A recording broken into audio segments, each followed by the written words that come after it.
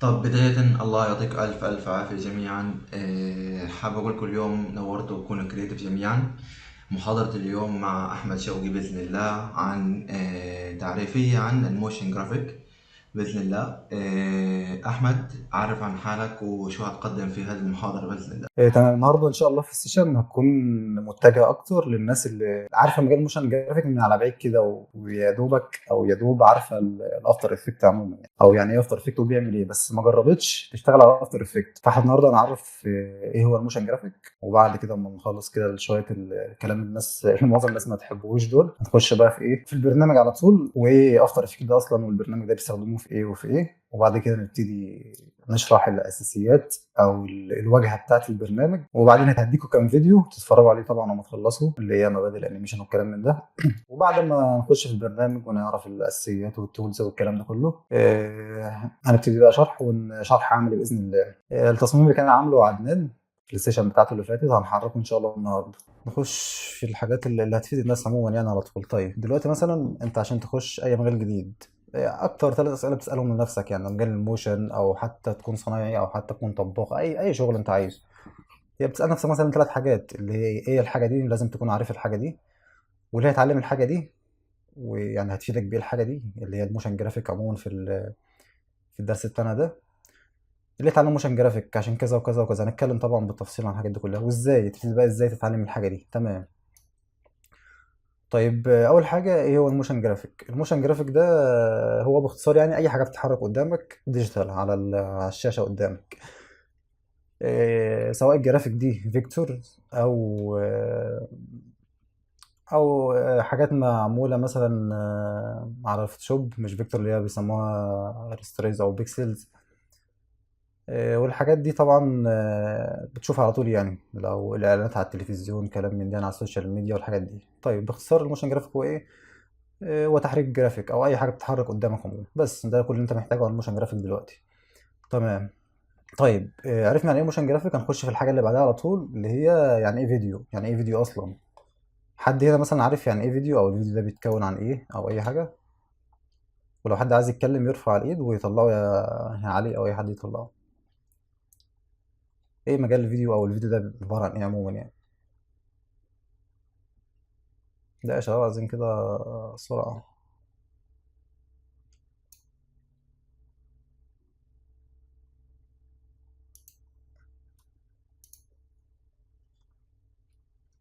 السلام عليكم.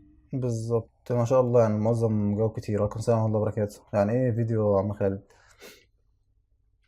هو الفيديو عبارة عن صور، عدة صور بتتحرك ورا بعض. بتكون ليها عدد معين. بس العين ما بتلاحظش عدد الفريمات دي لما بتبقى مثلا 24 فريم.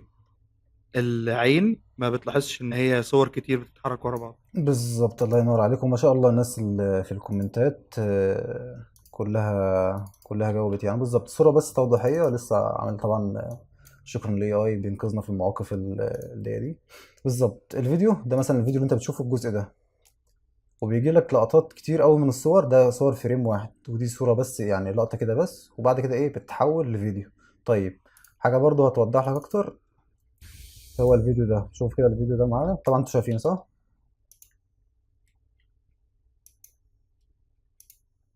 في يا عم عبدو يا رب اجمعين. واضح معك يا شوقي. تمام. الفيديو ده عبارة عن ايه؟ دي رسومات، يعني الرسومات دي اكنها صور بالظبط. حلو. فالرسومات شغالة شغالة، فبيديك وهم الحركة اللي هو وهم الفيديو ده. فكده تمام. ده مثلا عبارة عن 600 صورة 500 صورة ايا كان، فاديتك ايه الوهم اللي هو تحس الرسومات دي اكنها فيديو. تمام كده عرفنا الفيديو يعني ايه، اللي هو مجموعة من الصور في عدد معين من الثواني. تمام. تمام. طيب نيجي على حاجة مهمة بقى، اللي هو مجموعة من الصور في عدد معين من الثواني. دي حاجة مهمة جدا في الموشن جرافيك أو الفيديو، اسمها الفريم ريت. ده اختصارها الاف بي اس. الفريم ريت دي بتكون 30 فريم أو 60 فريم أو 120 فريم. أكيد المعظم هنا يعني سمع المصطلحات دي قبل كده، ال 30 فريم و60 فريم وال 120 فريم، سواء كان في لعبة أو أي حاجة. دي معناها اللي هو بيظهر لك 30 صورة أو 30 لقطة في ثانية واحدة بس. فاهم؟ او 60 صوره في لقطه واحده بس، او 120 صوره في لقطه واحده بس. طبعا في ارقام اكتر من كده ما بنحتاجهاش في الجيم. والموشن جرافيك عموما ما بيشتغلش اقل على 30 فريم او 25 فريم. ممكن تشتغل على 60 فريم طبعا اكيد، بس لو انت عايز سموز اكتر وكلام من ده، بس هيكون في لاج اكتر ومش هتستفاد حاجه. لو انت 60 فريم مش هتستفاد حاجه قوي يعني. فالمتوسط والمعقول اللي كله بيشتغل عليه 30 فريم او 25 فريم متعارف عليه يعني. تمام كده خلصنا ايه الفيديو وعرفنا يعني ايه فريم. نخش على الحاجه اللي بعدها على طول. ليه اتعلم الموشن جرافيك، او ليه اتعلم شغل مثلا، او ليه اتعلم موشن جرافيك؟ طبعا في اسباب كتير، بس الاسباب مثلا اللي المعظم عارفها، او مثلا حد برضه جاوبنا عليها دلوقتي. ليه اتعلم مثلا موشن جرافيك، او اي حد عايز يتعلم موشن جرافيك ليه؟ اي حد موجود معانا في الروم. بالظبط، ده من الاسباب ده من اهم الاسباب فعلا، اللي هو عشان الفلوس. سبب جامد جدا الصراحة يعني. لأن شغله حلو يعني، عندك شغف في المجال كويس جدا. الطلب كويس ومش كبير، ومش كل الناس شغالة صح كويس. بالظبط يعني عبده برضه ما شاء الله عليه يعني، قال سبب جامد جدا برضه. جزء من الشغف حلو، ممكن عادي تكون شغوف بالمجال يعني. ده اصلا يعني معظم الناس شغاله عشان الجزء ده اللي هو حاجه يعني، جزء من الشغف بتاعك يعني. بالظبط ما شاء الله عليك يا رجال، عشان يجيب فلوس نتجوز صح يا رمضان. انا اول ما عرفتك يا رمضان انت لسه عايز تتجوز يا رمضان، بقالنا 4 5 سنين تقريبا. ادعوا له يا شباب، ربنا يرزقك رمضان ويجوزك ويسعدك دايما يا رب. مطلوب بشدة في السوق، بالظبط ده من أهم الأسباب اللي هو مطلوب في شدة في السوق فعلا. الناس كلها عايزة، سواء الكونتنت كريتور أو أي حد عموما بيطلب موشن جرافيك. طب تمام. طيب يعني على حسب السيرش اللي أنا عملته بقالي كام سنة في المجال ده، أكتر 3 أسباب أنا شايفها وأسباب كافية جدا إن تخلينا نتعلم موشن جرافيك. طبعا الشغف نركنه على جنب دلوقتي، مش كل الناس شغوفة بحاجة يعني. ممكن يكون شاطر في المجال وما يكونش عندي شغف ليه عادي، بس ده عامل أساسي طبعا في الأول. طيب اللي هو الطلب الكبير، زي ما اتكلمنا برضو النقط اللي انتوا اتكلمتوا فيها كده كلها. الطلب الكبير على المجال ده يعني الموشن جرافيك، كل الناس عايزه موشن جرافيك دلوقتي، سواء بتعرضوا على برزنتيشن، سواء اعلانات على التلفزيون، سواء على اعلانات في الشارع، سواء صناع المحتوى. يعني دي اكتر حاجه مطلوبه دلوقتي، صناع المحتوى. صناع المحتوى عايزين ناس بتاعت موشن كتير. طبعا الموشن بيخش في الفيديو، في مجال الفيديو ايديتنج برضو، وهنعرف ازاي ان شاء الله في السيشن الجايه واللي بعدها باذن الله يعني. وبالمناسبة هنعمل أكتر من سيشن، هتكون عبارة عن كام درس كده ورا بعض بإذن الله يعني، بحيث الناس تبتدي معانا من البداية لحد ما نوصل لمرحلة كويسة يعني إن شاء الله. تمام. الطلب الكبير وسهولة التعبير وتوصيل الفكرة. يعني مثلا زي ما عبده كان قايل من فوق من شوية، اللي هو تطور في أعماله، فهو عايز يوضح الفكرة أكتر فيحرك التصميم بتاعه، فبالتالي ده شيء كويس جدا يعني. ولو أنت طبعا بتعرض برزنتيشن وكلام من ده، العميل هيشتري أكتر يعني، وبتدي شكل طبعا. وأهم حاجة وأهم سبب ممكن ده نخليه الأول عادي، اللي هو الفلوس. يعني ما شاء الله مجال الموشن جرافيك أو الفيديو إيديتنج عموما مجال كويس جدا وفيه فلوس الصراحة. يعني ممكن في الأول ما يكونش فيه، بس بعدين لما توصل لمرحلة كويسة بيكون مجزي جدا، وتفتح بيت وتخلف وتعيش في تبات ونبات وتخلف صبيان وبنات. تمام. طيب نيجي بقى النقطة المهمة اللي كله جاي تقريبا عشان النهاردة، ازاي اتعلم الموشن جرافيك، او ازاي اخش مجال الموشن جرافيك. بص يا باشا، عشان برضو ما نضحكش على بعض، لازم تتعلم او تاخد فكرة عن ال 12 قاعدة للتحريك. مش لازم تحفظهم، لازم تتفرج على الفيديوهات دي. طبعا هسيب لك اللينك، هما السكواش والسكريتش والتايمنج والحاجات دي. طبعا مش هنشرحهم هنا، هسيب لك فيديو في الاخر عبال ما تكون اتفرجت عليهم وكده، نكمل في السيشن اللي بعدها. تمام يعني.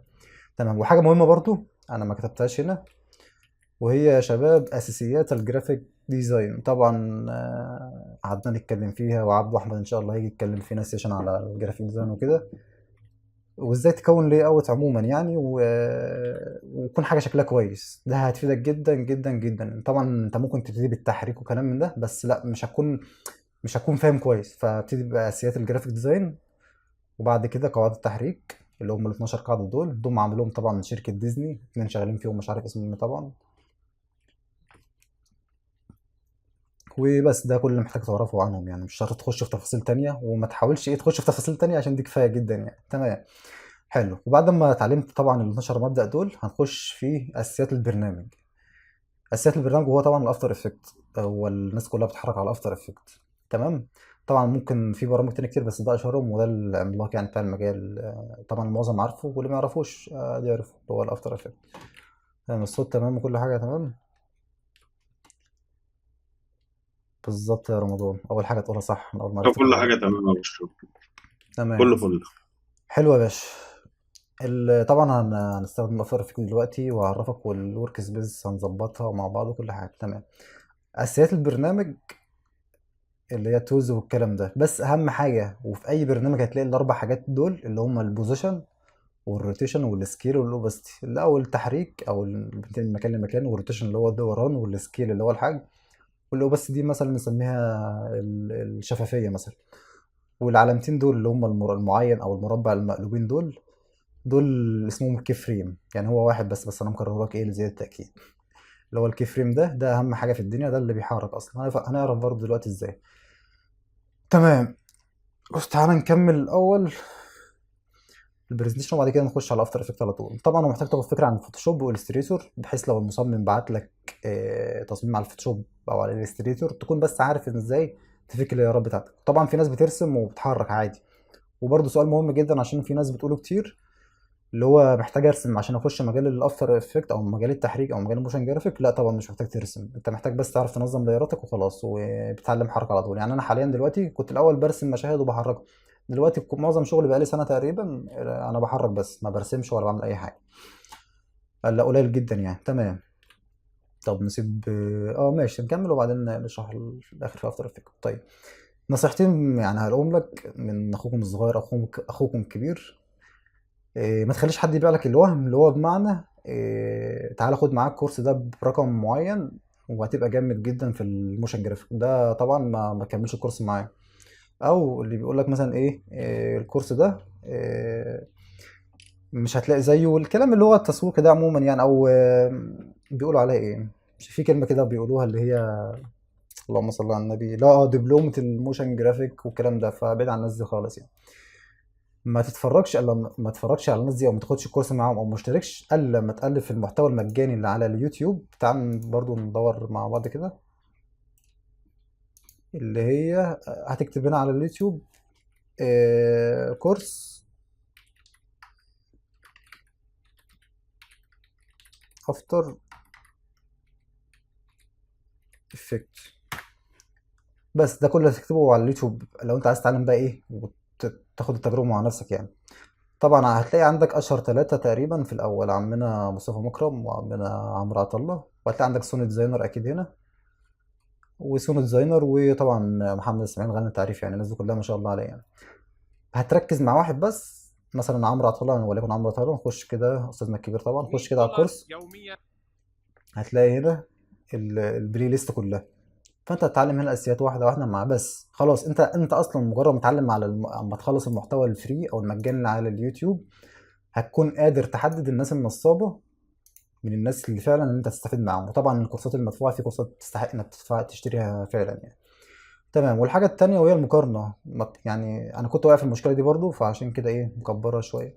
أنا كنت بقارن نفسي بناس مثلا بادئة المجال بقالها 5 سنين أو 6 سنين أو 10 سنين أيا كان المدة الزمنية دي. فلا، قارن نفسك بنفسك بس. اللي هو قارن نفسك مثلا الأسبوع ده بالأسبوع الجاي، أو الشهر ده بالشهر اللي بعده، أو السنة دي بالسنة اللي قبلها، وهكذا يعني. ما تقارنش مع حد خالص، تقارن نفسك مع نفسك بس. تمام لحد هنا. طبعا الناس دي ما بتحبش الجزء ده بس ايه يعني خسرناه بطريقة ما يعني، والحمد لله. نخش بقى في ايه في الجزء التعريفي على طول، او نخش على شغل الناس اللي جاي عليه يعني، اللي هو الافتر افكت واساسيات الافتر افكت. نخش في العمل على طول.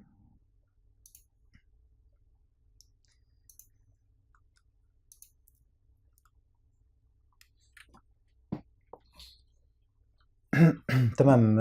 نخش في العمل على طول. بص يا باشا، تفتح افتر افكت هتلاقي الواجهه دي. طبعا دي بلجنز وكلام من ده مالناش دعوه. فهنجيب كده الشكل الديفولت بتاع الافتر افكت. ما هوش طبعا ده الديفولت. ثانيه واحده.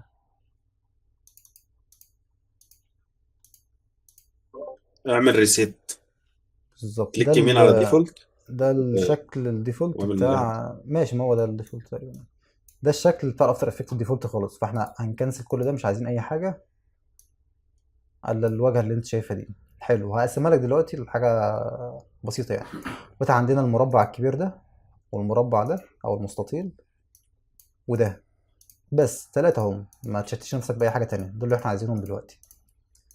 وطبعا دول ما لهمش اي ستين لازمه خالص، دي ما ولكنهم موجودين. ودول الادوات بتاعتك اللي هم دول اللي هنتكلم عليهم طبعا كلهم دلوقتي. تمام. نيجي في اول بوكس او صندوق او حاجه، ده اللي انت بتحط فيه الداتا بتاعتك. حلو، الداتا اللي هي صور او فيديوهات او هكذا وهكذا وكذا. تمام. هندوس هنا دوستين ونحط اي حاجه احنا عايزينها، مثلا خلينا في دي وفي دي وفي دي، اي حاجه عشوائيه دلوقتي. تمام. دي بتخزن عليها الداتا بتاعتك بس ما بتكونش ظاهره في الفيديو. حلو حلو.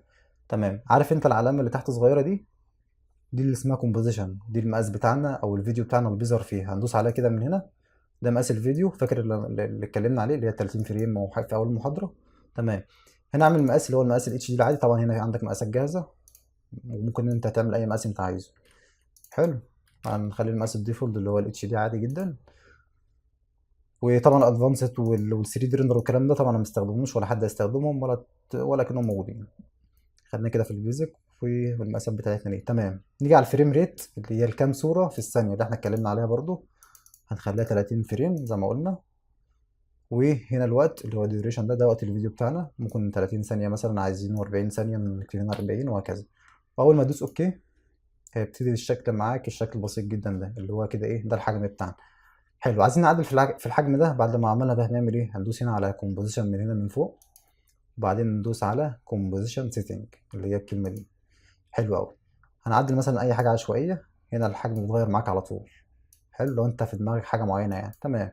كده عرفنا الحجم بيتغير منين وكده. ندوس على كنسل. حلو قوي الكلام ده يا باشا. هنيجي هنا على المربع اللي تحت ده. قبل ما نيجي على المربع اللي تحت ده، المربع ده اللي بيتحط فيه الليرات. تمام. حلو. دي الليرات او الحاجات اللي احنا جبناها صوت واقف عندنا. يا احمد. الو، المفروض يا احمد الصوت راح من عندك. سامعيني كده؟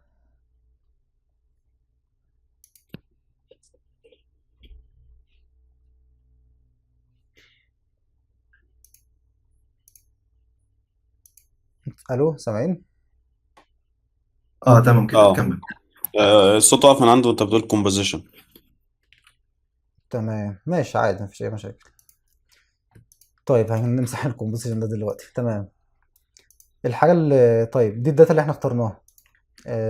كانت ظاهره عليه في الصوت ولا ما كانش لسه ظاهر وانا بضيف الداتا دي؟ اي داتا عموما يعني، او اي صور او فيديوهات عندنا. سامعني يا كان علي؟ ظاهر هنا يا شباب، الموضوع الصور ظاهر. تمام ماشي. تمام. هنقولها تاني برضه.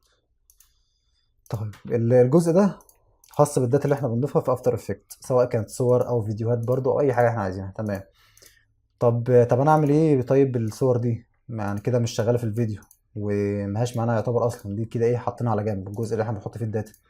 هندوس هنا على الكومبوزيشن ده، العلامه دي اللي هي كرييت نيو كومبوزيشن، ندوس عليها دوسه بس كده ونحط اي مقاس احنا عايزينه، المقاس الاتش دي او اي مقاس. ندوس على اوكي هيظهر لنا كده. كده 30 ثانية أو ال 40 ثانية اللي احنا اخترناهم في السيتنج ما ظهر لنا كده دلوقتي. طبعا الصوت ما كانش ظاهر فهنقولها تاني. طيب ده الكومبوزيشن بتاعنا او الفيديو بتاعنا هيظهر هنا، او اي حاجة هنعملها هتظهر في الجزء اللي احنا شايفينه ده اللي هو الاسود اوي ده. تمام. تمام. عشان نتحكم في المقاس ده، طب عايزين نغير مثلا المقاس ده ونتحكم فيه، هندوس هنا على كومبوزيشن وبعدين كومبوزيشن سيتنج، وبعد كده هنغير المقاس من هنا. طبعا المقاس بيتغير كده زي ما انت شايف، بس انا طبعا هفضل المقاس الاتش دي العادي وهكذا يعني. وده ال 30 فريم او الفريم بير سكند او كام صوره هتظهر لك في الثانيه الواحده. طبعا برضو ايه بتخليها 30 فريم و 25 فريم وبس، وما تقعدش تشغل دماغك بالحاجه دي دلوقتي خالص. انت كحد لسه داخل المجال ده فده اللي انت كل محتاج تعرفه عنه يعني. ودي عدد الثواني لو انت عايز تقلل عدد الثواني، مثلا 30 ثانيه نرجع 30 ثانيه مثلا زي ما كانت كده. عفوا، نرجع 30 ثانيه وندوس على اوكي. هبتدي عندي هنا في التايم لاين من الجزء اللي تحت ده اللي لسه ما اتكلمناش عنه بقى 30 ثانيه. دي الثواني بتاعت الفيديو بتاعك او العداد ده كله، ده الثواني في الفيديو بتاعك. الفيديو بتاعك هيكون 30 ثانيه. تمام. انا كده الجزء اللي فوق ده لسه طبعا مش ظاهر في الفيديو بتاعي، فعايزه يظهر في الفيديو بتاعي وابتدي بقى استخدمه بقى. فسلكت كده على اللايرات كده، ممكن اسلكت على لاير واحده، ممكن اشدها من هنا او احطها هنا على طول. اتفضل هنا او هنا زي ما انت كما تحب. فانا مثلا اشدها واحطها في اللايرات. ده الجزء بتاع اللايرات او بتاع الطبقات اللي انا هستخدمها وهتظهر لي في الفيديو. تمام. تمام. خلينا مثلا على الدرع ده هنشرح عليه الكي فريمز وبعدين نشوف ايه حاجات تانية. دلوقتي احنا معانا البوزيشن والسكيل والروتيشن اللي احنا اتكلمنا عليهم دول، اللي هم البوزيشن والروتيشن والسكيل والاوبس. طيب هنجيبهم ازاي وازاي اتحكم فيهم وازاي يظهروا كده عندنا؟ هندوس حرف البي اللي هي البي التقيله، هيظهر لنا بوزيشن. هندوس حرف الاس اللي هو الاختصار السكيل، هيظهر لنا السكيل. هندوس حرف الار اللي هو اختصار الروتيشن، هيظهر لنا الروتيشن. هندوس حرف التي اللي هو اختصار الاوبستي، هيظهر لنا الاوبستي. او تدوس كده على، هتلاقي السهم ده عندك، تدوس عليه كده دوسه، هيظهر لنا الحاجات دي كلها كده مره واحده. تمام. نعرف بس يعني ايه كي فريم في البوزيشن وبعدين نكمل على كله باذن الله. دي صوره معايا حركتها مثلا كده او حركتها كده، هتدوس على السبيس بار او السبيس بتاعت الكيبورد المسطره يعني، مش هتلاقي كده ايه الفيديو شغال بتاعك، بس مفيش حاجه بتتحرك معاك عشان ما عملناش كي فريم. الكي فريم ده هو اللي بيحرك لنا الحاجه، او هو بتديله امر بيسجل الصوره بتاعتك في فتره زمنيه، وبعدين بتيجي هنا مثلا على ثانيه 2 وبتديله امر تاني فبيسجلها، فبالتالي بيحصل الحركه. هنشوف ده ازاي ده مع بعض. هنرجع كده على الثانيه 0 وبعدين نيجي هنا على البوزيشن وندوس على علامه الساعه دي، هتلاقيه تلقائي عمل لنا كده ايه كي فريم. تمام. ده اول كي فريم معانا اللي هو الشكل المعين اللي احنا كنا بنتكلم عليه دلوقتي في الاول يعني. تمام كده انا سجلت الحركه، قلت له والله في الثانيه 0 إيه انا محتاج الحركه بتاعتي تبتدي من الثانيه 0، وهاجي عند الثانيه 1 محتاج الحركه بتاعتي إيه اجيبها يمين شويه، او الشيب بتاعي او الشكل بتاعي او ايا كان اجيبه يمين شويه. تمام. حلو. فكده سجل لي الثانية 0 الشيب بتاعي هنا، والثانية أول ما أجي عند الثانية 1 الشيب بتاعي هنا، فاداني الحركة دي. تمام. تمام. هنا لو جيت تحسبها أو جيت تعدها هتلاقيهم 30 صورة بالظبط. دي صورة 2 3 4 وهكذا يعني مثلا 1 2 3 4 5 6 7 8 هتلاقي إيه هتعد لحد 30. عشان تتحرك فريم فريم لو أنت ويندوز هتلاقي عندك بيج ده أب وبيج داون. بيج داون بتطلع قدام كي فريم، وبيج أب ترجع ورا كي فريم. تمام. ولو انت زومت قوي هتلاقي الفريمات ظاهره كده، ممكن تحرك الماوس فريم 2 3 4 5 كده لحد ما توصل ل 30، هتلاقيك وصلت بالظبط عند الثانيه 1. طبعا ثانيه 1 هنا خليناها دقيقين يعني. تمام. كده انا فهمت يعني ايه كي فريم، بس اللي هو بيسجل لي الحركه من فتره زمنيه او من مكان لفتره زمنيه لمكان تاني. حلو قوي. تمام كده عرفنا البوزيشن برضو والكي فريم. تمام. هنيجي عند السكيل، هنمسح بس البوزيشن ده، نيجي عند السكيل برضه هندي كي فريم. الكي فريم مشترك معانا في اي حاجه عموما يعني اي افكت معانا. هنيجي عند السكيل برضه عند الثانيه 0 ونيجي عند الثانيه 1 ونقول له صغر لي شويه. ممكن تحرك هنا من الارقام كده، او هتمسك كده وتشد، بس وانت بتشد دوس على شيفت عشان الابعاد بتاعت الصوره بتاعتك او الشيب او ايا كان تفضل محافظه على الابعاد بتاعتها، ما يكونش فيه ستريتش وهكذا يعني. تمام. تمام. فاحنا ايه هنا هنصغر كده شويه. طيب واحده نشغل كده تاني. حلو كده اللي هو ايه من الثانيه 0 لحد الثانيه 1 عمل لي الحركه دي.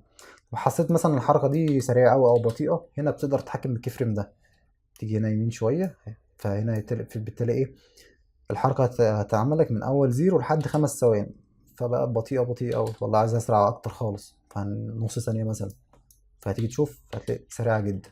تمام. نيجي عند اللي بعده وهو الروتيشن، ندوس حرف الار هيظهر لنا الروتيشن. نفس الكلام بالظبط. نيجي هنا شويه نديها كي فريم عن الهيرو بتاعنا اللي هو العلامه دي اللي هي العلامه المعين دي، ونيجي هنا ممكن روتيشن برضو نتحرك بالارقام من هنا، وهنا مش هتلاقي عندك روتيشن او ممكن لها اختصار يعني، بس هنا هتحرك بارقام الروتيشن دي. هنصغر كده او انا هحرك الارقام دي يمين او شمال فبالتالي هيدينا الروتيشن. تمام. وهنا عدد اللفات، يعني مثلا عدد اللفات لفتين، كل ما تزود هتلاقي 3 4 لفات 5 لفات وهكذا. فاحنا مثلا خلينا لفة واحدة عادي وزيرو، فهنا هنشوف هتلاقي بيلف معانا كده لف. تمام. تمام. في وقت معين من الزمن برضو عايز تقلل الوقت ده او تسرعه وتبطئه تشد الكفرين ده بس يمين شمال. حلو قوي. كده عرفنا يعني ايه روتيشن. نيجي يا باشا على الحاجة الأخيرة وهي الأوباستي، اختصارها حرف التي.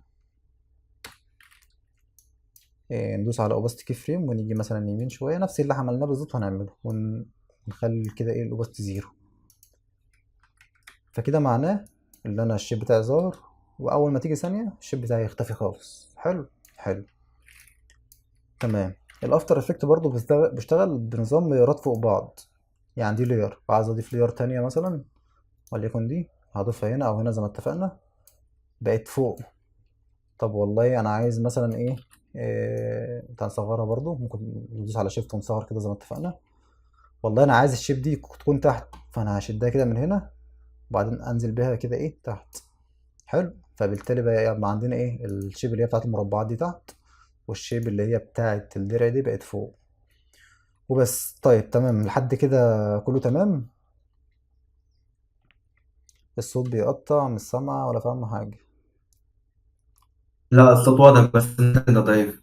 النت عندنا ولا عند مين؟ ده هي. يعني المشكلة مش من عندي. تمام. بص هي كده كده المحاضرة حد يكتب لها المحاضرة متسجلة وكله تمام يعني متقلقش. طب تمام، حد عنده مشكلة في الجزء ده ولا كله تمام؟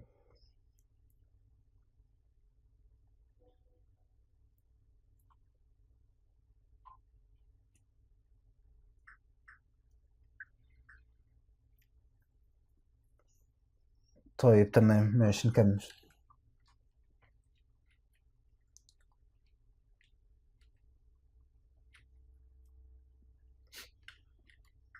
أول محاضرة بس الفري يا باشا، كله فري، مش هتكون حاجة بفلوس ما تقلقش، لحد ما نوصل لمستوى كويس بإذن الله على نفس السيرفر ده، ومش هنروح أي سيرفر تاني يعني.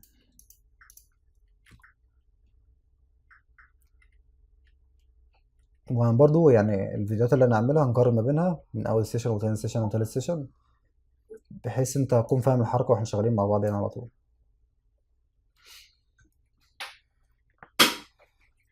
طيب تمام، نخش على الجزء اللي بعده، وهو أهم حاجة طبعا يعني اللي بيخلي الحركة بتاعتك سموث بقى. تمام. هنا مثلا تعال نصغر ده شوية كده. أنا عايزه يبدأ من أول من بره خالص الفيديو بتاعي. أنا هديله كي فريم ونيجي على الثانية واحد ونحرك كده لحد هنا. هنشغل، هتلاقي الحركة بتاعتي مملة وماشية برتم واحد وهكذا يعني. تمام. في حاجة اسمها، عندنا حاجة اسمها الجراف سبيد. الجراف سبيد ده اللي بيخلي الحركة بتاعتك سموث. تمام. هتسلكت كده على الكي فريم وتدوس على اف 9، فلقيت المعين ده اتقلب بالشكل ده اللي هو بيبقى ايه، شكلين ورا بعض كده. فالشكلين دول معناه الحركة بتاعتك بقت سموث. هوريك ازاي في الكيرف. معناها الحركة بتاعتك ماشية بطيئة وجاية في النص بقت سريعة وبعدين نازلة بطيئة تاني. دي الحركة العادية اللي في الطبيعة عموما يعني، أو في الحركة الطبيعية اللي أنت بتشوفها على طول قدامك، يعني مثلا زي حركة العربية وهكذا. بتكون ماشية بالراحة وبعدين بتوصل لأقصى سرعة وبعدين بتنزل لأقل سرعة تاني. تمام تمام كده إيه، عرفنا سريعا يعني إيه الجراف ده. حلو قوي. عشان أعرفك الفروقات ما بينهم يكون ده، هنعمل بس دوبليكيت ونصغر شوية كده. ادوني بس ثواني.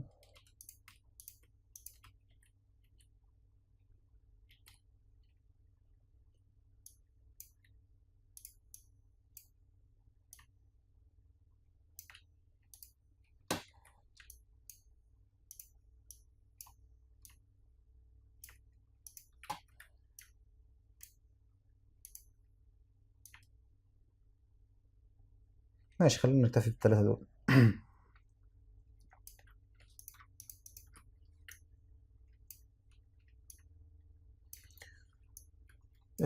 بصوا يا شباب، كده الحركة بتاعتنا عادي، الحركة العادية خالص ما فيهاش فيها أي افتكاسة يعني. تمام.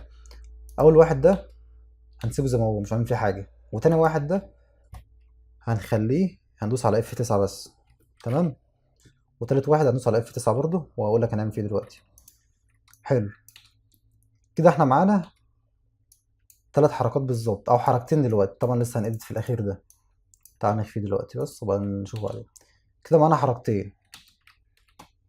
خلينا لحد الاوت لحد الثانية مثلا، لحد الثانية 2 يكون نهاية حركتنا عند الثانية 2.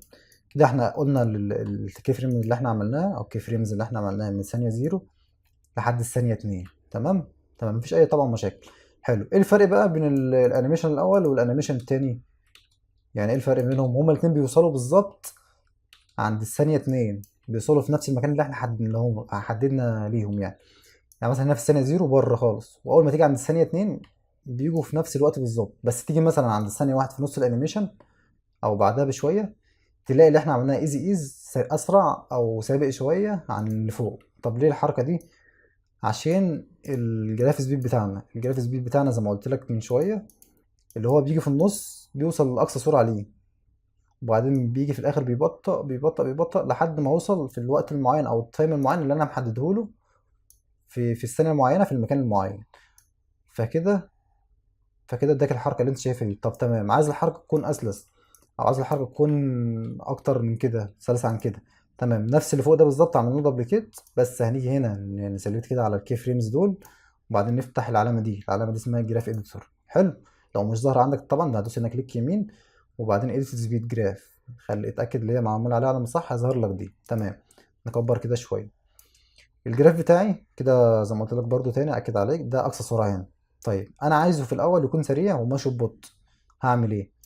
هسلكت هنا كده بالماوس، افضل ضغط على الكليك، هيظهر كده المربع ده، وادوس هنا او ادوس هنا دوس، هي يعني، بس هنا يعني عشان ما يحصلش لخبطه او تنشل بالظبط يعني. تمام، هسلكت على كده هيظهر لي العلامه الصفراء دي. هاجي هنا اسمها هاندل او هاندلز عموما يعني، فهسحب كده من هنا. اول ما ادوس كده هنا هتلاقي الماوس اختلف كده، فهشد ناحيه الشمال. تمام. تمام، وهاجي هنا عند الناحية دي وسلكت كده عليها برضو، واشد ناحية الشمال برضو. كده معنى الجراف بتاعي ايه؟ معنى الجراف بتاعي كده اللي هو اقصى سرعة في الاول، وبعدين نازل ببطء، بس برضو في نفس الوقت هيجي عند التايم اللي هو ال2 ثانية كله هيتقابل في الاخر. تمام، فهشغل كده الفيديو بتاعي، هتلاقي بالظبط كله نفسه بالظبط. تمام، فهنيجي هنا مثلا هنضيف واحد، مثلا الاولاني ده مش عايزينه او نسيبه كده زي ما هو، ندوس F9 بقى زي اللي تحت بالظبط. بس هنعمل فيه عكس الحركه دي، اللي هو هنخليه بطيء قوي قوي في الاول، وجاي في الاخر يبقى سريع. هنشغل كده تاني، كله بالظبط في نفس الزمن اللي انا محدده له بيتلقى في النقطه الاخيره. ده الجراف سبيد او الجراف اديتور عموما يعني. طبعا انا عارف ان في ناس كتير مش هتفهمه، بالذات الناس اللي لسه بادئه، بس مع الدروس الجايه ان شاء الله والتطبيق اللي احنا هنعمله دلوقتي هتفهم اكتر. تمام، كده عرفنا الجراف سبيد اللي بيخلي الحركه بتاعتنا سموز او بيتحكم اكتر في الحركه. يعني العلاقه بين الثلاثه دول او الاربعه اللي احنا عملناهم واللي احنا مسحناه، اللي هو بيبتدي من الثانيه زيرو وكله بيتقابل في نفس الثانيه الاخيره، بس الفرق التوقيت بقى زي ما انت شايف اللي هو في النص والكلام ده. تمام، هنمسح الكلام ده كله خالص، باك سبيس بتمسح او ديليت بتمسح.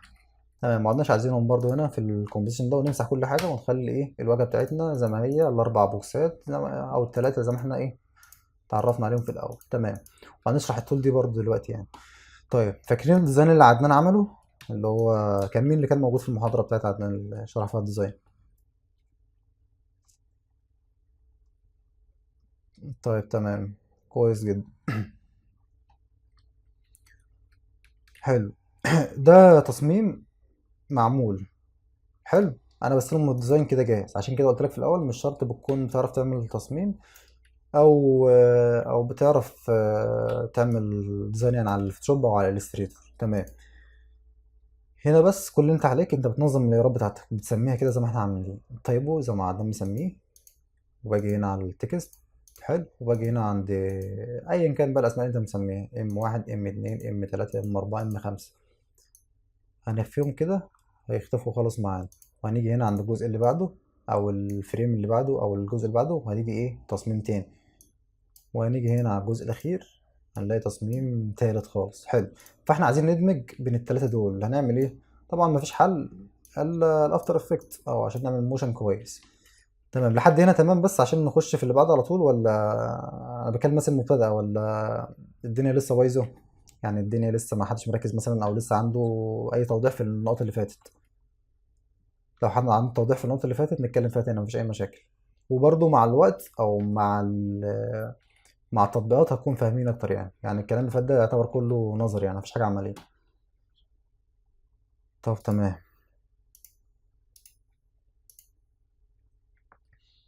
حلو قوي. هنخش على الفوتوشوب. طبعا التصميم بيجيلك كده، بتنظمه زي ما احنا اتفقنا يعني، وبعد ما تنظمه هتسيف بس. وبعد كده هنفتح الافتر افكت ونحط التصميم هنا زي ما اتعودنا، او ندوس دوستين وبعدين نروح نشوف التصميم احنا حاطينه فين ونعمله. دوني بس ثواني ادور على التصميم. اه هو هنا اهو، هنا في الداونلود. تمام. هشد التصميم كده وادوس على الت تاب، هيفتح لي افتر افكت.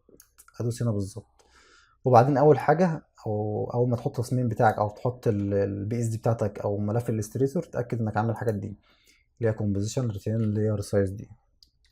تمام. تاكد ان انت عامل الخيار التالت ده ودوس اوكي.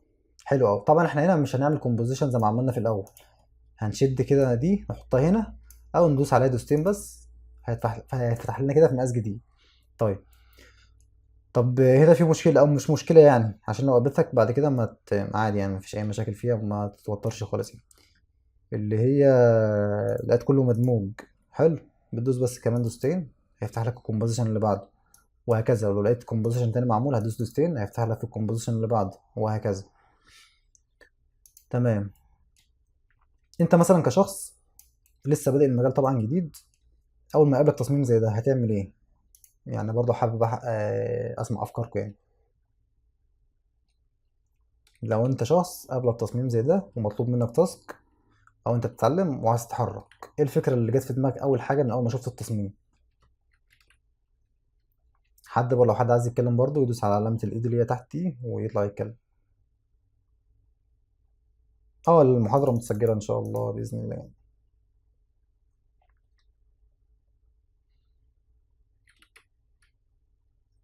عبود تشوف يبدا منين.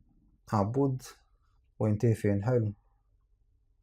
حلو برضه ترانزيشن بين المشاهد كويس جدا.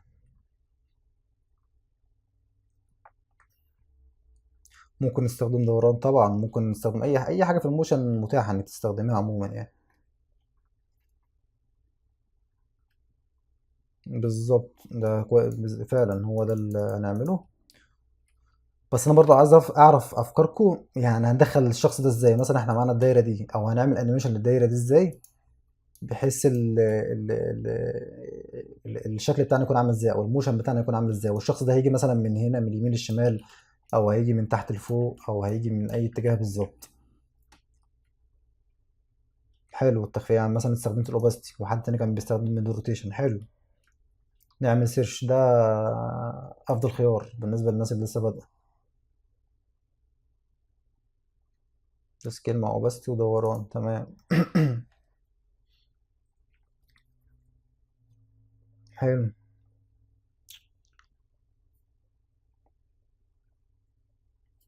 حلو قوي قوي كمان كده. زي الفل يعني. افكاركم هي الصح. بس اهم فكره، انا الاسم بس مش ظاهر عندي، مش عارف اقرا الاسم. الباشمهندس قالها اللي هو نعمل سيرش ده احسن حل بيعمله يعني. طيب. طب انا دلوقتي مثلا قاعد في الشركه، او مثلا انا مش شغال مثلا، فلسه بتعلم، فدماغي ما يكونش فيها افكار يعني. انا مثلا كحد شغال بقالي فتره، فخلاص عارف هجيب ده يمين وشمال واعمل ماسك ومش عارف ايه وخلاص. فطب ازاي تجيب الفكره مثلا لو انت حد داخل المجال جديد مثلا او لسه في الاول؟ برضه اديني ارائكم يعني، انتوا بتجيبوا الافكار منين؟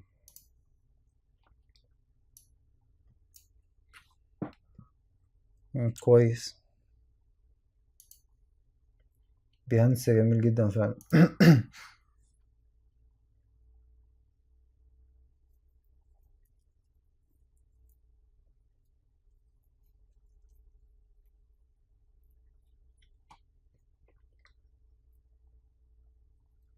كويس. السوشيال ميديا صح، صح جدا. ماشي يا عم احمد ياقوت حبيبي. بالظبط. ريلز، انستا، سوشيال ميديا، الكلام ده كله بالظبط. اول حاجه يا شباب، قبل بقى ما تتزنق واصلا وتضطر انك تكون مزنوق في الحاجه دي، انت يا باشا على الانستجرام بتاع الشغل بتاعك، او الفيسبوك او تويتر او ايا كان. طبعا انا هنا بس مش فاتح السوشيال ميديا بتاعتي، لو فاتح السوشيال ميديا بتاعتي كنت هوريكم بالظبط انا ايه اللي بعمله. تمام. اول حاجه يا باشا بفتح الانستجرام والتيك توك وسناب شات واي حاجه على السوشيال ميديا عموما. بخش يا باشا اعمل فولو للناس اللي شغاله في المجال بتاعي، بخش اعمل فولو مثلا لاحمد ياقوت، للناس اللي شغاله في مجال موشن، علي حماد، اي حد شغال في الموشن بعمل له فولو. حلو. طب ليه مثلا اعمل له فولو؟ عشان بشوف الشغل بتاعي على طول. يعني انت اصلا بتعمل تغذيه بصريه وانت مش واخد بالك، مش لازم بقى افتح بيهانس وافضل كل مره ما اتزنق اخش اكتب مثلا موشن جرافيك وهكذا. تمام. انت زي ما قلت لك كده بالظبط بتضيف الناس دي عندك، فاي حركه بتعجبك انت بتسيفها وبتكون عارفها عامله ازاي. ومع الوقت والفيديوهات الكتير اللي انت بتشوفها على طول هيكون عندك تغذيه بصريه، ويكون عندك مخزون كده في الذاكره بتاعتك انك تخش اه تعمل الموشن بتاعك على طول او تعمل الانيميشن بتاعك على طول. تمام. بس لو انت في الاول هقول لك على حاجه بعملها. يعني بخش على عمنا بيانس، وبخش على بنترست. انا بسيرش بالعربي عادي جدا يا جدعان، مش لازم اسيرش انجليزي والكلام ده يعني. تمام. ده بنترست. حلو. انا هحرك مثلا ايه سوشيال ميديا، فهكتب، او هنا ظاهره ايه عشان انا بسيرش مثلا، هكتب سوشيال ميديا. او ممكن تعال نجرب بالعربي، مجربتش سيرش بالعربي بصراحه. تحريك تصاميم سوشيال ميديا، بس ده اللي انا بعمله. وبعدين ممكن اسلكت اكتر على الفلتر ده اجيب مقاطع الفيديو. في طبعا هنا حاجه ظهرت اهي وكلام من ده ستايلات بقى، يعني ستايلات كتير قوي. تمام. مثلا ده ستايل كولاج، وهنا ما فتحش اللينكات ليه، ما علينا. اسطول هدوس هنا مثلا على الاونلاين، الستايل او عندك ده، اسطول ساعات، اسطول جزم، وعايز فبالتالي هيطلع لي الحاجات اللي متعلقه بالفيديو اللي انا فتحته، هتلاقي كلها بنفس الستايل ده. ما علينا بالستايل دلوقتي وباسمه يعني. طب انا مش عاجبني مثلا في حد هنا مثلا منزل حاجات موشن جرافيك، فندوس عليها مثلا، او هنا مثلا عاجبنا فادوس عليه. حلو. فجايب لي مثلا فكره تحريك كلام او تحريك الصور بالطريقه دي. تمام. وهكذا يعني. وبرضو على بيهانس هتكتب سوشيال ميديا، تحريك سوشيال ميديا. النت عندي بس ضعيف عشان فتحة الفي ان وبتاع، مشكله مالناش دعوه بيها دلوقتي. اللي انا يعني المقصد من الكلام ده كله انك تسيرش في الاول. خلاص لقيت حاجه قريبه من الفيديو بتاعك، لقيت حاجه قريبه من التصميم بتاعك، فخلاص انا هختار الحاجه دي. حلو. طب ايه اللي هيفرقني مثلا بيني وبين اللي معمول؟ ما انا اكيد مش هنسخ الانيميشن ده باللي انا هعمله. الحاجه اللي بتميزني اللي انا اول ما ابتدي في الشغل بتاعي بجيب كده كراسه بفضل شخبط فيها او اي حاجه، واقول هعمل الحركه دي، واجيب فيديو تاني وهاخد منه حركه، وفي نفس الوقت وانت شغال هيظهر حاجات كتير في دماغك ممكن تعملها. مش لازم تكون عامل بالظبط زي الفيديو اللي انت اتفرجت عليه. تمام. حلو قوي الكلام ده. هنبتدي هنا في تحريك الديزاين. اول ما تشوف الديزاين كده هتلاقي هنا لايرات كتير عندك وغير اللي احنا خايفينهم والكلام ده. هنيجي هنشغل كده كله مره واحده، والحاجات دي احنا مش عايزينهم هنسحبهم بس يمين كده شويه. تمام. هنركز اكتر مع الراجل ده والشبات اللي هي محطوطه دي والايكونز والكلام ده كله. وانا بسيب اللوجو والكلام ده كله بسيبه ثابت ما احركوش عشان ما يعملش زحمه معايا في تصميم السوشيال ميديا، بالذات في الحاجات بتاع السوشيال ميديا يعني الريلز والكلام ده كله. تمام. وزي ما قلت لك كده هنجيبها بس يمين شويه ونحركها ايه حركه بسيطه كده في الاخر. تمام. انا معايا الراجل ده ومعايا الدايره.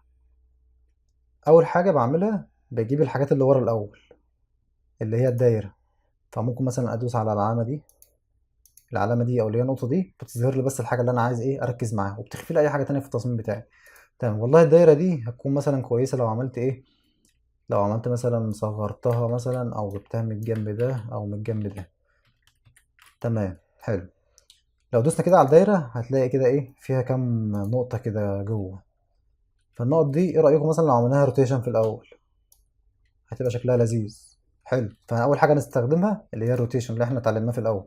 ندوس على حرف الار وندي كده، او ندوس على علامه الكفرين ونيجي عند الثانيه واحد ونخليها تلف لف. هندوس هنا وندوس على كلمه واحد بس، وندوس انتر او ندوس في حته فاضيه.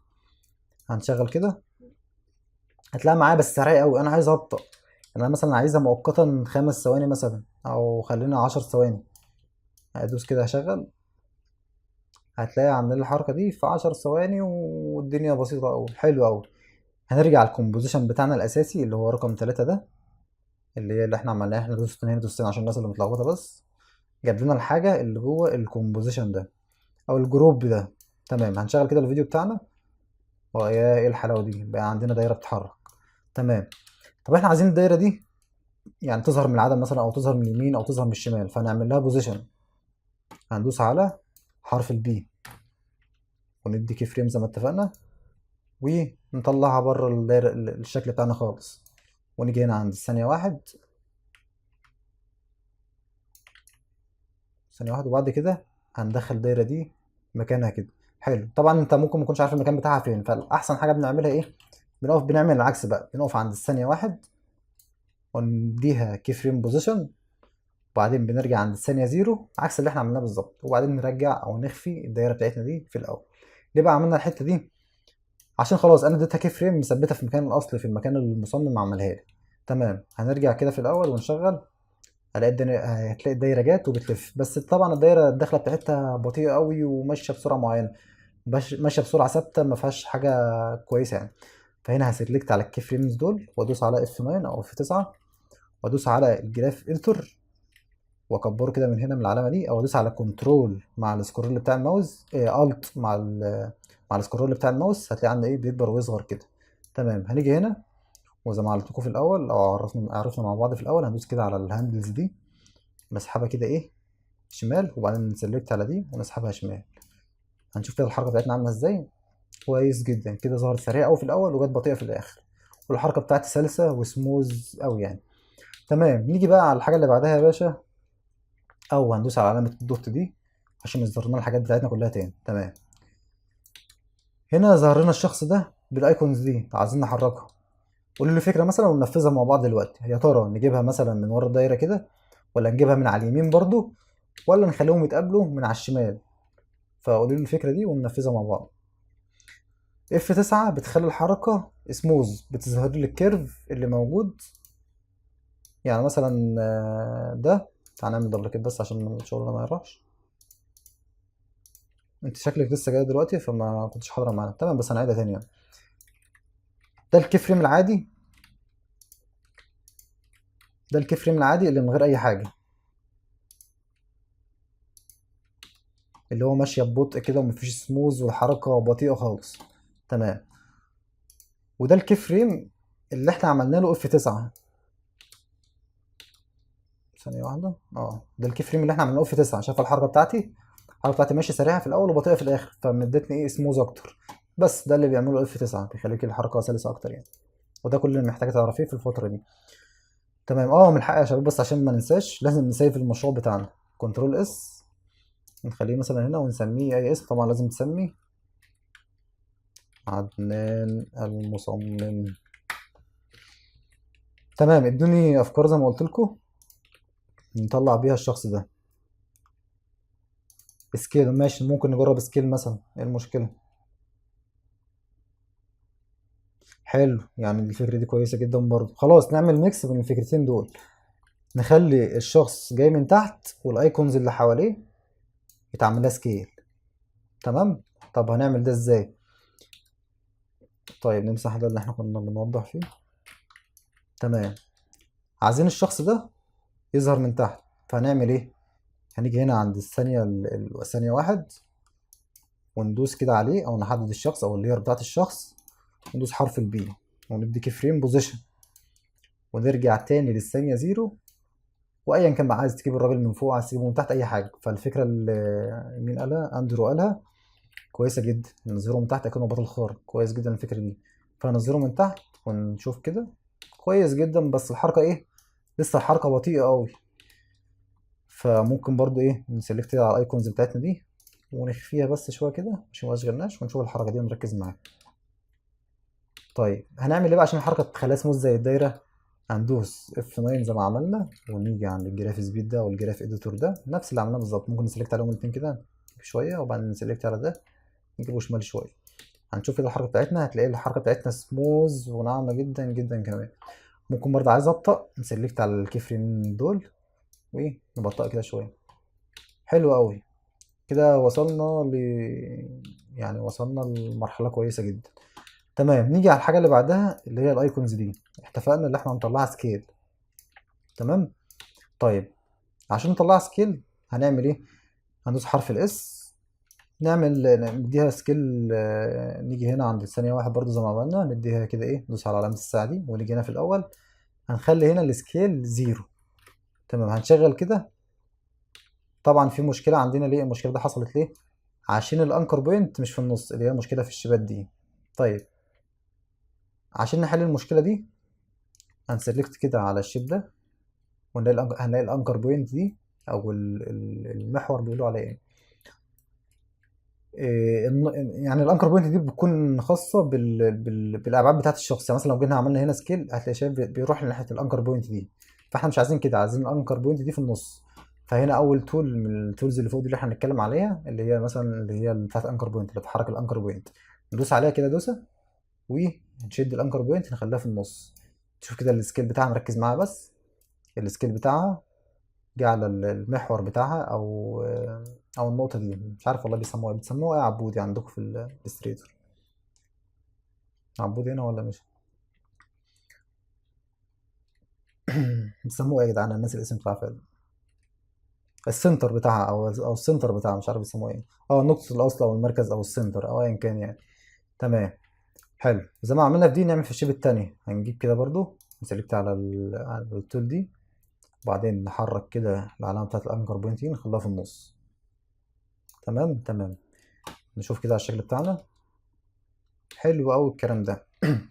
بس برضو نفس الكلام بطيء، فهنسلكت كده عليهم كلهم الأربعة مرة واحدة. دي أول مرة نعملها في الفيديو ده.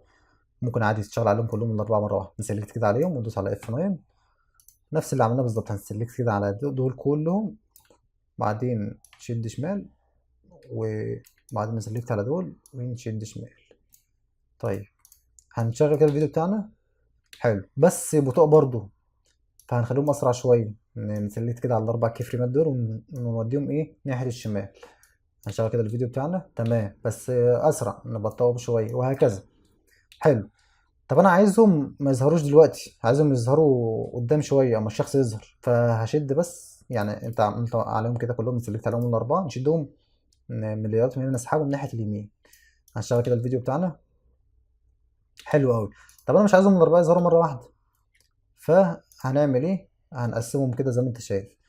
هنسيب ده زي ما هو، ونجيب ده يمين شويه وده يمين شويه وده يمين شويه والاخير يمين شويه. فهنشغل كده. حلو قوي. كده كده ظهر الايكونز بشكل افضل شويه. طبعا ايه، انت التايمنج ده بتعمله على حسب زي ما انت شايف الموشن بتاعك. انا شايف مثلا كده كويس، ممكن اسحبهم شمال شويه. كده كويس جدا. خلصنا اول مشهد. دوس على كنترول ايه وندوس حرف اليو عشان يقفل لك الفريمات كلها بتاعت المشهد بتاعنا. تمام، المشهد بتاعك كويس. حد شايف اي مشكله او واقف عليه حاجه في المشهد ده؟ عشان الخطوه اللي بعدها هندمج بين المشهد ده والمشهد اللي بعده، اللي هو المشهد ده. تمام.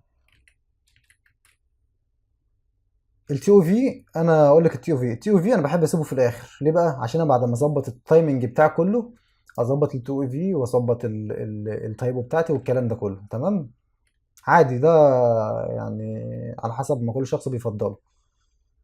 تمام. حد واقف او اي مشكله في اللي احنا قلناه؟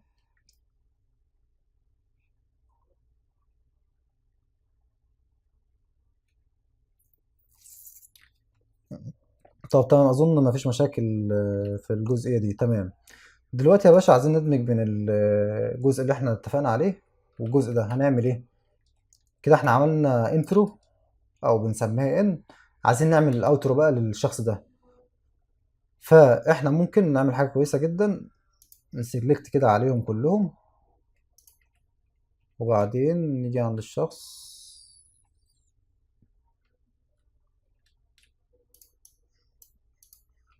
تمام. طبعا الدايره معايا ثابته معايا في تصميمهم كلها، فاسيب الدايره ثابته معايا، مش هعمل فيها اي حاجه. هنسلكت كده عليهم كلهم وندوس حرف اليو عشان يظهر لي الكيفريمات، ونشوف التايمنج بتاعنا المناسب. مثلا كده انا ظاهرهم مثلا ايه من اول الثانيه 2 لحد الثانيه 3. انا شايف ان دي مده كافيه اللي هم يظهروا فيها. تمام، فهدوس هنا على العلامه دي، وبعد ما سلكت عليهم كلهم وادوس على العلامه دي هيعمل لي كده ايه كي فريمز كلها ورا بعض ورا بعض ورا بعض. بس ده للسكيل بس. فالبوزيشن ما عملش عشان احنا عملنا على السكيل، فهنيجي هنا على البوزيشن ندوس على علامه الكي فريم دي، فعمل لي كده كي فريمات على اي موشن انا عملته. فتمام، هنيجي نعمل الاوترو ازاي بقى؟ هنيجي هنا نقف عند الثانيه 4 مثلا، او نتحرك شويه بالعصايه دي بتاعتنا دي، نيجي عند ثانيه 4 ونشد الحاجات بتاعتنا كلها يمين او شمال او فوق او تحت. حاجه تانية بعملها او تريكيه كده بعملها بتكون مناسبه اكتر او مريحه للعين، اللي انا بعكس الحاجات، يعني بجيب الشخص ده يمين، والايكونز بتاعتي ممكن اعمل لها سكيل زي ما هي، بس ما احبش اعمل لها سكيل. ادام انا ظهرتها هدوس على شيفت وحرف البي عشان يظهر البوزيشن كمان، فهدوس على كي فريم كده معانا. ركزوا معايا عشان ايه النقطه ما تلخبطوش لو انتوا بادئين كده. احنا معانا كي فريم للسكيل وكي فريم للبوزيشن. تمام، هاجي عند الثانيه كده، كده احنا عملنا غلط اللي هو حطينا عند الثانيه 4، فانا همسكهم كده واشدهم عند الثانيه 3. تمام، عايز اطلع المشهد ده عكس ده زي ما اتفقنا، فهنشده كده، وفي نفس الوقت وهو بيتشد كده بدوس على السكيل اخليه مثلا 30، وبعدين ادوس على انتر، فعمل لي كي فريمز كده زي ما انت شايف. حلو قوي. بس طبعا البوزيشن بتاع الحركات بطيء قوي، فهنسلكت كده على البوزيشن بس، سلكت كده عليهم الثلاثه، دوس حرف البي هيخفي لي كل حاجه، دوس حرف البي تاني هيظهرهم لي، وندوس على اف 9، ونفس اللي بنعمله هنعمله كل مره، هي الحركه دي بتكررها في اي موشن، ونجيبها كده شمال. حلو قوي. هنشغل كده الفيديو بتاعي من البدايه، كله تمام كله تمام. حلو قوي. الاوترو كويسه جدا. حلو. حركه تانية برضو ممكن تعملها لو انت مش عايز الخطفه دي، سلكت كده عليهم كلهم بدوس اف 9 تاني، وبعدين افتح الجراف سبيد، هنا بشد ناحيه الشمال، واجي هنا سلكت واشد عكسها، شد ناحيه اليمين. طب ليه انا عملت الحركه دي؟ عشان يبقى بطيء في الاول، سريع في النص، ونازل بطيء، عشان ما يتسحبش او يديك الخطفه اللي احنا ما عجبتناش كده في الاول، يبقى ماشي بطيء بطيء وجاي في النص سريع وماشي في الاخر بطيء خالص. حلو قوي كده. احنا عملنا الانترو بتاعت اول مشهد بتاعنا والاوترو. تمام. في اختصار اللي هو كنترول شيفت دي هيعمل لنا قط كده للحاجات بتاعتنا كلها، ودوس عليها ديليت عشان احنا ما كناش عايزينها، بس عشان ايه ما نتلخبطش في المشاهد بتاعتنا كلها. تمام. طبعا هنا عارف انت الالوان دي كلها ممكن تتغير فيها او تغيرها او تتحكم فيها، انك تدوس هنا كليك يمين على اي مربع من دول هيظهر لك كده الالوان دي. فاضيف مثلا اورنج بحيث المشهد الاولاني يكون لونه اورنج، والمشهد التاني يكون اي لون تاني. حلو. فاحنا هنا هنيجي عند المشهد التاني، سيبنا من الكلام دلوقتي نطلعه فوق ونظبطه في الاخر، خلي بس ده اورنج برضو زي عشان ده بتاع المشهد الاولاني. ونيجي هنا عند المشهد التاني، لو انا مثلا دوست على كنترول، في ضغط على كنترول وعملت كده سيلكت، طبعا انا حافظ الايراد بتاعتي مسميها فعشان كده مش متلخبط فيهم يعني، وادوس كليك يمين وغيرها لون مثلا فوشيا مثلا اي لون. حلو قوي. هشد الايراد بتاعتي كده ونحطها في اخر الانيميشن بتاعنا التاني، او نجيبها كده يمين شويه. تمام. نسيب التكست برضو للاخر، نظبطه في الاخر زي ما اتفقنا. نشغل كده الفيديو بتاعنا ويظهر كده. طبعا قطية وحشة جدا وكل حاجة يعني. طب تمام. طب انا لاحظت اللي فيه حاجة مشتركة وهي الشبات دي. تمام. فهنعمل ايه؟ هنمسحهم من هنا، وهاجي هنا عند الشبات دي، طبعا ده على حسب التصميم بتاعك وعلى حسب كل حاجة، وادوس حرف اليو هيظهر لي الكيفريمات دي، اشد بس كده الحاجات دي اللي قدام شوية مؤقتا، وبعدين نظبط تايمنج في الاخر، واسحب الكيفريمات دي اسحبها يمين. فهنشغل كده المشهد بتاعنا هنلاقي الشيب جاهزه زي ما هي. فكده يعني ضربنا عصفورين بحجر وما اضطرناش ان احنا نحرك الشيبات تاني. تمام. نيجي الشخص ده، ايه افكاركم برضو او الفكره بتاعتك انك نحرك الشخص ده، نجيبه يمين او شمال او فوق او تحت؟ طبعا هو والشادو بتاعه. وبرضو ندوس عبال ما تفكروا فيها او اعرفكم حاجه جديده اللي هي البيرنت اند لينك، العلامه دي او الخيط ده اول ما ادوس عليه كده من هنا يظهر لي خيط ازرق كده، فبعدين بدوس على الشخص تاني بشد كده الشادو بتاع الشخص اللي هو ده، وبعدين بحطه على الكاركتر بتاعي كده، معناه اللي هو الشادو ده مربوط بالكاركتر ده. يعني لو انا مسكت الكاركتر ده وحركته يمين او شمال، الشادو بتاعه معاه. طب مثلا لو سبته زي ما كان في الاول، احركه يمين او شمال، الشادو هيفضل زي ما كان. فدي اسمها بيرنت اند لينك. حلو كده، عملنا لينك بين الشادو وبين الكاركتر بتاعنا. تمام. ايه فكرتكم في الكاركتر ده؟ عايز برضو ايه، عايز اعرفها يعني. حلو، ممكن من فوق، كويس جدا. اي افكار تانية او حاجة تانية حد حابب ينفذ الفكرة عادي؟ طب تمام، عشان اختصر الوقت، عشان ما عادش قدامي الا 10 دقايق للاسف، فهنجيبه من فوق. تمام. وهنتعلم حاجة جديدة دلوقتي اسمها الماسك. حلو قوي. طيب الكاركتر ده هضيفه من فوق، فهندوس حرف البي ونيجي كده يمين شوية، وبعدين ندوس على حرف البي، وبعدين نيجي شمال ونجيب الكاركتر من فوق. حلو، نجيبه وليكن من هنا مثلا. ونشغل كده وندي F9، وبعدين نعمل جراف سبيد زي ما اتعلمنا، نخليه سريع في الأول وبعدين بطيء في الآخر. حلو أوي، بقى سريع جدا. ممكن أتحكم في السرعة شوية، إن أنا أشد يمين شوية. حلو. طيب إيه المشكلة اللي أنت ملاحظها؟ أو مثلا هنا يعني، خلينا من هنا مثلا. إيه المشكلة اللي أنت ملاحظها؟ اللي هو بيظهر كده من قدامه في قط كده ظاهرة، ومش أفضل حاجة يعني. فاحنا هنعمل ايه عشان المشكله دي؟ هنتعلم حاجه جديده معانا برضو في الفيديو ده، وهي اسمها الماسك. الماسك ده، تعالى كده نفتح كومبوزيشن جديد سريعا سريعا، وبعدين ايه ننفذ على طول. كومبوزيشن، نيو كومبوزيشن، نقصد دي، اوكي تمام. طيب انا جبت الشيب ده او الدايره دي، يعني هنسميها هنا مثلا ايه، كلمه. دوس حرف الانتر. وبالمناسبه لو انت دوست هنا وعايز تغير الاسم، دوس حرف الانتر، دوس انتر، هتلاقي كده زرقت معاك. نكتب اي كلمه انت عايز، ماسك. تمام. ده الماسك بتاعي. هتفهم برضه اكتر ايه دلوقتي. هجيب اي حاجه عندي مثلا، وليكن اي صوره الاطفال دي مثلا، واحطها كده هنا. ثانيه واحده، بلاش دي فيها مشاكل. ده نجيب صوره الشخص ده. لا ده كده غير شكل فايل. طيب في مشكله كده معانا. ماشي. طيب دي مشكله في الصوره، ما ملهاش علاقه يعني. طيب ماشي، انا جبت مثلا الصوره دي حطيتها، وبعدين حطيتها هنا. تمام. انا بعمل موشن للصوره دي، عايزها من تحت هنا تظهر كده من هنا، وبعدين في الثانيه واحد الافتر افكت عندك. طيب عمال ما الافتر افكت يستعيد العافيه. حد واقف قدامه حاجه في اللي احنا شرحناه؟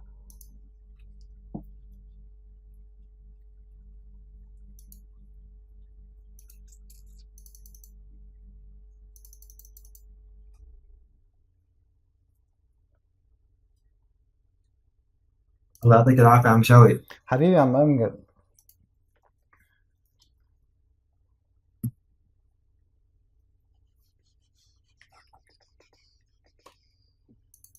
اه، وفعلا الافتر افكت كده ايه، جاب اخره بيقول لي انت تشرح للناس حاجه، فانا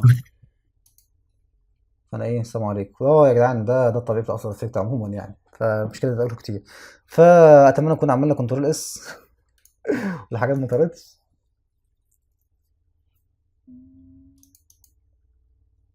ماشي يا عم الافتر افكت، ربنا يستر.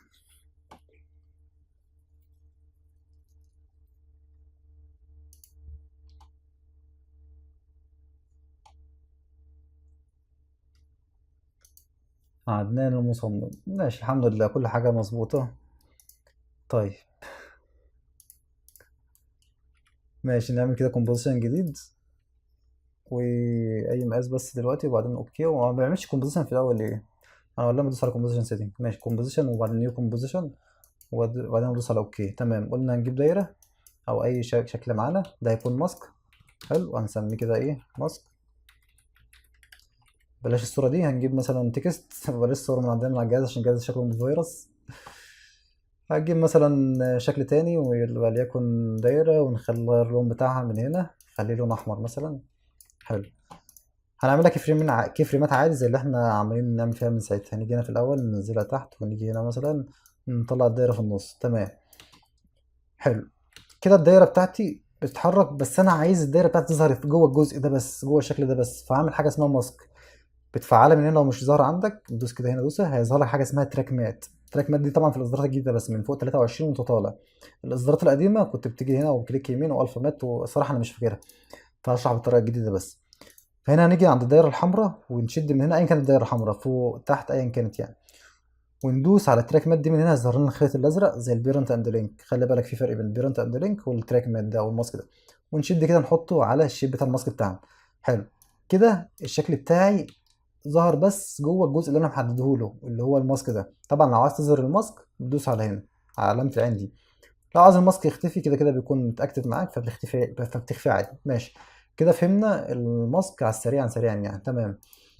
هنيجي هنا على الشخص ده فعايزين نعمل له ماسك، فهنا في دايره موجوده معانا، فاحنا هنجيب شيب دايره برضو ونعمل كده، بس لازم ندوس على شيفت واحنا بنكبر الدايره بتاعتنا عشان الابعاد تكون مناسبه. تمام. وفي نفس الوقت لو انت دوست على مسطره هتعرف تغير الشكل بتاعك او تنقله مكان تاني. اول ما تسيب المسطره هتلاقيه بيكبر بس معاك، اول ما تدوس على المسطره هتلاقيه بيتحرك معاك. تمام. انا عايز اعمل دايره قريبه من الابعاد دي، مش لازم تكون زيها بالظبط يعني، بس كده مثلا مناسبه معاها. اوكي. واحنا صممناها نسميها تاني، ندوس على انتر ونسميها ماسك، وبعدين ننزل الدايره دي تحت كده تحت الشخص وتخلينا منظمين، وبعدين كليك يمين ونغير لونها زي الالوان التانيين. حلو. انا عايز اعمل ماسك للشخص ده، فهعمل ايه؟ هنفعل دي من تحت زي ما اتفقنا كده لو مش هتفعل عندك، ونشد كده هي والشادو بتاعها طبعا عشان هما الاتنين يعتبروا واحد، وادوس على الماسك كده يا باشا. عمل لي ايه؟ عمل لي الماسك بتاعي. تمام. طيب عشان المشكله دي اللي هي عايزين نظهر على الحرف ده بالظبط، ممكن ننزل اليارات بتاعتنا جوه الدايره. حلو. بس هتقابلنا مشكله تانية، فاحنا هنرجع تاني للحل بتاعنا، وهو لازم نكبر الدايره يا باشا نخليها قد الحواف بتاعتنا بالظبط.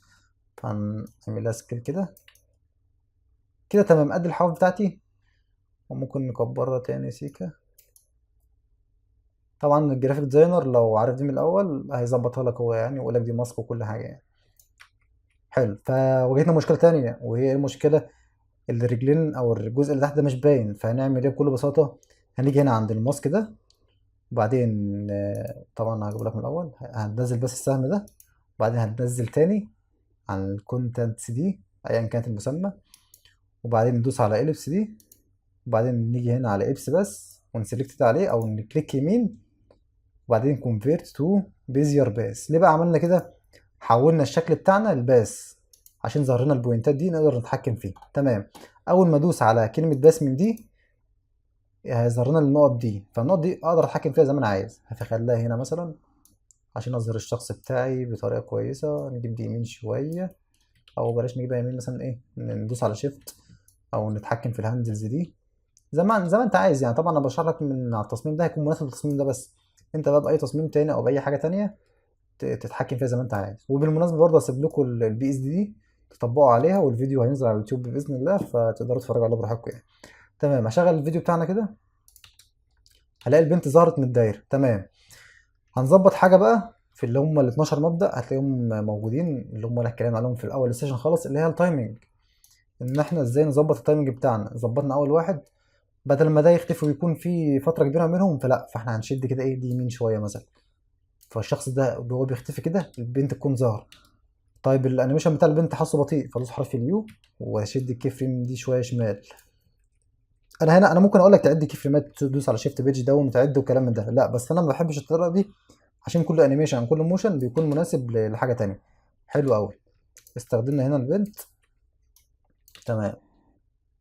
حلو. فبالظبط في التايمنج فهنجيبها يمين شويه. نشوف كده تاني، لا فاحنا عايزين نكون اسرع شويه. نشوف الجرافيكس بتاعنا مظبوط. هنسرع كمان عايزين نسرع الانيميشن بتاعنا، فنسحب الكي فريم ده ناحيه الشمال. نشغل كده تاني. حلو قوي. انا شايف مثلا ايه الصوره دي مناسبه، او ممكن ابطئها كمان شويه. تمام كده. البنت دي بقت مناسبه معايا، فهنعمل لها اوترو برضو. عملنا دي انترو، وبعدين البنت عملنا لها انترو، والشخص اوترو هو طالع. فهنيجي على نعمل لها اوترو عشان نعرض التصميم الثالث اللي هو ده. التصميم الثالث اللي هي البنت دي، فهنعمل لها اوترو. هنيجي مثلا هنا عند الثانية 4، نيجي يمين شوية كده عند الثانية 5 مثلا، وندوس على كي فريم ده، وبعدين نيجي يمين شويه ونطلع البنت تاني لفوق. او اختصار تاني تكون عارفه، هنيجي هنا عند الثانيه، هتسلكت كده على الكي فريمز الاتنين دول وتدوس على كنترول سي كده، انا نسختهم كنترول سي. حلو. او كليك يمين هتلاقي عندك هنا كوبي، بس فين كوبي كي فريمز؟ ما علينا، هدوس على كنترول سي احسن لك يعني. كنترول سي واجي هنا، لو دوست على كنترول في هتلاقي كده ايه لك حصل كده، لا. فانا هدوس على كنترول سي وبعدين ادوس على كنترول شيفت في. معنى الاختصار ده ايه؟ اللي هو عكس لي الكي فريم. يعني بدل ما كان اللاج اللي بيحصل معايا، فهو عكس لي الكي فريم بقى خلاه مظبوط. يعني الكي فريم ده بقى هو ده، والكي فريم ده بقى هو ده. تمام تمام، يعني اتمنى كل النقطه دي وضحت يعني، بس هو عكس لي الكي فريم عموما يعني. حلو. فهنشغل كده معانا، هتلاقي في انترو البنت واوترو معانا. تمام. نيجي هنا عند الجزء الثالث في الاوترو ده، اللي هو الجزء الاخير بتاع الكاركتر الاخير. هنغير اللون بتاعهم كله للون ازرق مثلا. وبرده زي ما عرفنا ده التكست بتاعي، فهشد لفوق. طبعا انا بكون عارف ده عشان بكون انا مرتب الفايل، فعارف النظام بتاعه بالظبط بيبقى عامل ازاي. حلو. فنيجي هنا عند جزء البنت الاخير ده، فهنشغل كده. طيب الجزء ده عايزين نعمل بيه فيه برضه حاجه كويسه. طبعا اللي مشترك معانا في الكلام ده كله اللي هي الشبات دي نسيبها عادي. تمام. جزء البنت ده وجزء الشبات ده هنحركه ازاي برضو، واخد رايكم في الجزء الاخير عشان ما عادش معانا الا 5 دقايق هنمشي. يعني لو عملنا لها سكيل من النص يعني هتطلع من فوق. بصي هقول لك على حاجه، إحنا ممكن نعمل لها سكيل بس مش هيكون واقعي يعني. مش تعالى كده نجرب برضو تاني، هوريك الفرق بينهم الاتنين وانت بنفسك هتحكمي يعني. سكيل ندوس حرف الاس ونيجي هنا نخلي هنا 0 ونشغل كده. طبعا هنربط ايه ده الماسك بتاعنا، فهنشغل. في مشكلة عندي في الشادو. اه تمام تمام ماشي، ما علينا نخفي الشادو دلوقتي عشان انا رابط الشادو بالشيب الاولاني مش بالتاني. تمام كده الشادو ظبط معانا، بس هنرجع كنترول زد عشان يفضل مربوط زي ما هو يعني. تمام. شايف هنا السكيل مش واقعي وفي نفس الوقت في حاجات مقصوصة، فاهمة كده يعني ممكن نعمل، انا بفضل نعمل سكيل في الشيبات والكلام ده. اما الاشخاص لا، ما بحبش اعمل لها سكيل خالص كمان. ده وجهة نظري وانت كما تريدين يعني. تمام.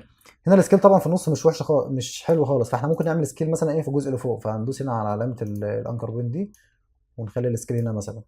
فهنشوف السكيل بتاعنا بقى افضل بشويه، بس لسه برضه في نفس الوقت مش احسن من البوزيشن الصراحه. فهندوس اف 9 وبعدين كده نعدل الجراف سبيد عشان اوريك الفرق بينهم الاثنين.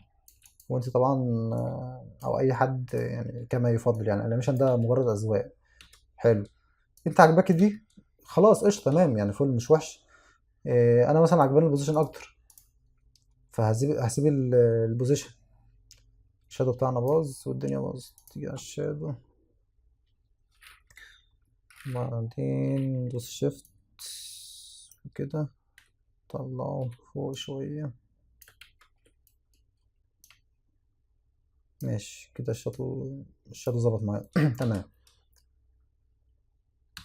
حلو أوي. طب قولي أفكاركم في ده بوزيشن أو بسط من اليمين. حلو. ماشي تعال نستخدم الاوبست عشان ما استخدمناهوش. طبعا برضه ما بفضلش الاوبست في الكاركتر، بس بص هنستخدم الاوبست في الحاجات دي، في اللي هي البروتكت دي والكاركتر دي. ممكن هنا بقى، هنا مثلا ممكن نعملها سكيل اكنها جايه من تحت عادي، مع اني ما بفضلهوش برضه. لو عملنا سكيل كده تحس ان هي جايه من تحت. او ممكن نعملها بوزيشن برضه من تحت، ماسك من تحت لفوق. بص احنا عملنا الماسك طبعا نعرفكم ابو عمر يعني حد جامد جدا في الموجن يعني، تابعوه على اليوتيوب بينزل شروحات جامده جدا. نحط اللينك بتاع اليوتيوب بتاعك يا ابو عمر. هنا انا ممكن، احنا عملنا طريقه دي يا ابو عمر بالماسك، فاحنا عايزين نجيب طريقه مختلفه شويه. هنا عملنا هنا بوزيشن وعملنا بوزيشن برضو هنا. ثانيه واحده.